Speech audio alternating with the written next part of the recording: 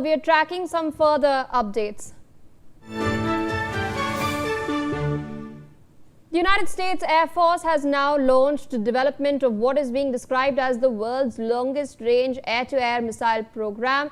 We're learning that this is aimed at strengthening its capabilities in the Indo-Pacific region. Now, officials say that the new long-range weapon system is expected to have a range of over 1,000 nautical miles, significantly extending the strike envelope of US fighter aircraft. The program is seen as a direct response to China's advanced long-range air-to-air missile systems, including the PL-17. According to reports, the system is designed to enable US fighters to target enemy aircraft, AWACS, and support platforms from much greater distancing, reinforcing air dominance in a potential Pacific conflict scenario. Pragati Tripathi, my colleague, is still with us on the broadcast. Pragati, what information do you have about this fresh long-range air-to-air missile program of the United States? Yes, the United States is now working on what could become the world's longest range, air-to-air missile, a move that reflects the rapidly evolving missile race between Washington and Beijing. The U.S. Air Force has launched the Air Force Long-Range Weapon program to develop a next-generation air-to-air missile with a reported range of over 1,000 nautical miles. That's roughly around 1,850 kilometers. If achieved, it would far exceed the range of current Western air-to-air missiles and be designed to engage high-value targets deep inside contested airspace. So if we talk about why is the US pursuing such an ambitious weapon?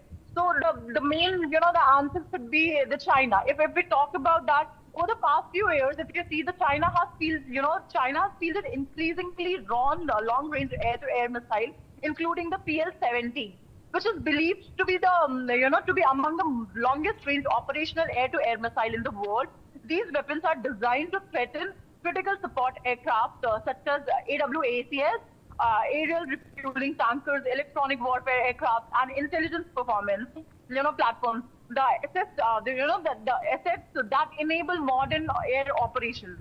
And the US believes that in any future conflict in the Indo-Pacific, these support aircraft could become prime targets.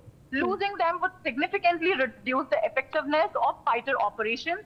And the new Air Force long-range weapon aims to restore that advantage by allowing American aircraft to engage enemy fighters and high-value support aircraft from much greater distance, potentially before they come within the range of Chinese missiles. And while the program is still in its development phase, and key details, including the missile's propulsion and guidance system and operational timeline, remains classified, the reported range underscores the Pentagon's focus on preparing for long-range high-end conflict in the Pacific. The project it also highlights a broader trend in the modern air warfare. Air superiority is no longer determined solely by the speed of the fighter aircraft, and increasingly it depends on who can detect, track, and strike first from the greatest possible distance. And as the US and China continue investigating in the next generation missiles and advanced air combat technology, the race for beyond visual range dominance is entering a new phase, and one that could redefine air warfare in the decade ahead. All right, Pragati, with that, I'd like to thank you for sharing all of those details with us. News coming in from Manipur.